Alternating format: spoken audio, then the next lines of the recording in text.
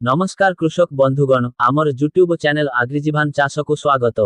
आज आमे एही भिडियो रे घुसुरी चाष विषय रे जानिबा। एही भिडियो रे आपण अन्य पशुपालन व्यवसाय अपेक्षा घुसुरी चाष अधिक लाभजनक व्यवसाय हेतु एहार कारण विषय रे सूचना पाइबे। तेणु आमे एही भिडियो रे अधिक कथा हेबा पूर्वरु आमे समस्त कृषक बंधुमानंकु एक गुरुत्वपूर्ण सूचना देबाकु चाहुंछु। यदि आपण जणे नूतन घुसुरी कृषक एवं आपण घुसुरी चाष विषय रे जानि नाहांती एवं आपण एहा विषय रे मध्य जानिबाकु चाहंती तुमर फार्म घुसुरी एवं सेमानंक फीड फॉर्मूला पाई फीड प्रस्तुति ता हेले तुमे क्राइजेभान संस्थान द्वारा प्रकाशित आमर घुसुरी चाष तालीम पाठ्यक्रम पुस्तक बा जरूरी। एही पुस्तक 11टी विभिन्न भाषा रे उपलब्ध हिंदी इंग्राजी कन्नड़ तेलुगु तमिल आसामीय बंगाली पंजाबी गुजराती मराठी ओडिया खाइबा प्रस्तुत करिबा व्यतीत घुसुरी पाळिबा विषय रे संपूर्ण सूचना मध्य एही पुस्तक रे दिया जायछि। जदि आपण एही पुस्तक किनिबाकु चाहंती तेबे लिंक रे वर्णना रे दिया जायछि।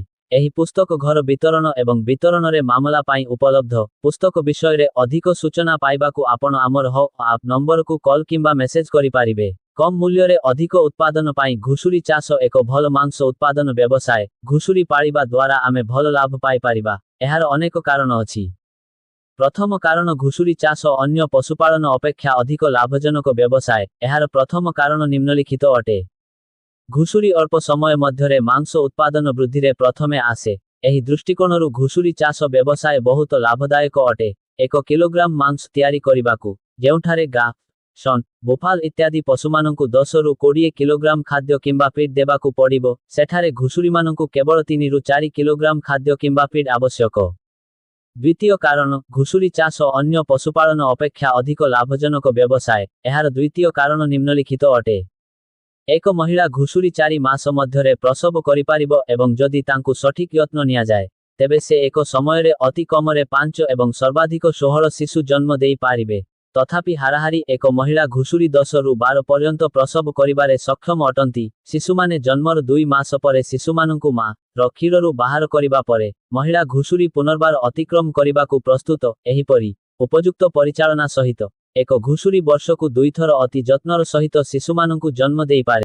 तृतीय कारण घुसुरी चाष अन्य पशुपालन अपेक्षा अधिक लाभजनक व्यवसाय। एहार तृतीय कारण हेउछि एहीपरि किछि। जदि पिलामानंकु भल खाद्य किंबा फीड दिया जाए तेबे सेमाने 6 मासरे 70 रु 80 किलोग्राम एवं 6 रु 7 मास मध्यरे 100 किलोग्राम विक्रय ओजन बो अंति। उपरोक्त समस्त बो शिष्टगुड़िक केवल विदेशी घुसुरीर बृहत हो जर्कशायर लैंडर्स रे मिली थाए। एहीपरि सर्वोत्तम प्रजातिर घुसुरी आम देश भारत रे मध्य प्रचुर परिमाण रे मिली थाए। 2 वर्ष रे सेमानंकर ओजन 150 रु 200 किलोग्राम होई जाए। चतुर्थ कारण घुसुरी चाष अन्य पशुपालन अपेक्षा अधिक लाभजनक व्यवसाय। एहार चतुर्थ कारण हेउछि एहीपरि किछि। बजार रे घुसुरीर चाहिदा मांस व्यवसाय दृष्टिकोणरु घुसुरी मांसरे उच्च प्रोटीन मिली थाए। तेणु अन्य पशुमानंक तुलनारे घुसुरी मांसर चाहिदा सर्वाधिक। पंचम कारण घुसुरी चाष अन्य पशुपालन अपेक्षा अधिक लाभजनक व्यवसाय। एहार पंचम कारण एहीपरि अटे। अन्य पशुमानंक तुलनारे घुसुरीमानंकर निम्न मानर खाद्य सामग्री जेपरिकी पतळा फळ एवं पनीपरिबा शस्य रोषेई घरर वर्ज्यवस्तु होटेल वर्ज्यवस्तु चाष जमी मांस कारखाना वर्ज्यवस्तु इत्यादि व्यवहार एवं हजम करिबार क्षमता अछि। तथापि उपयुक्त आधुनिक घुसुरी चाष पाई एवं घुसुरी चाषरु सर्वाधिक लाभ पाआंतु। घुसुरीकु एक संतुलित एवं निरापद खाद्य जोगाइबा आवश्यक जहा द्वारा घुसुरी यथासंभव असुस्थ होई जांती एवं अल्प समय मध्यरे घुसुरी शीघ्र ओजन बो। षष्ठ कारण घुसुरी चाष अन्य पशुपालन अपेक्षा अधिक लाभजनक व्यवसाय। एहार षष्ठ कारण निम्नलिखित अटे।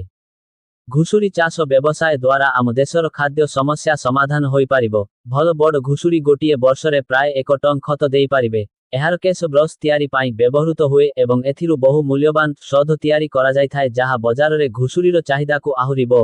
सप्तम कारण घुसुरी चाष अन्य पशुपालन अपेक्षा अधिक लाभजनक व्यवसाय। एहार सप्तम कारण निम्नलिखित अटे। एक घुसुरी चाष व्यवसाय आरंभ करिबा सहज एवं चाष गठन एवं उपकरण किनिबा पाई एहा बहुत कम पुंजी विनियोग आवश्यक करे। उपरोक्त लाभकु देखि आपण घुसुरी चाष आरंभ करि पारिबे। घुसुरी चाष विषय रे जदि आपण अधिक सूचना पाइबाकु चाहंती तेबे आपण आमर आप नंबर को मेसेज किंबा कॉल करि पारिबे। ଘୁଷୁରୀ ଚାଷ ବିଷୟରେ ସମ୍ପୂର୍ଣ୍ଣ ସୂଚନା ପାଇଁ ଆପଣ ଏକ ଘୁଷୁରୀ ଚାଷ ତାଲିମ ପାଠ୍ୟକ୍ରମ ବୁକ୍ ମଧ୍ୟ କିଣିପାରିବେ, ଯାହାର ଲିଙ୍କ ବର୍ଣ୍ଣନାରେ ଦିଆଯାଇଛି। କୃଷକ ବନ୍ଧୁଗଣ, ଆପଣ ଆମର ଭିଡିଓକୁ କିପରି ପସନ୍ଦ କଲେ?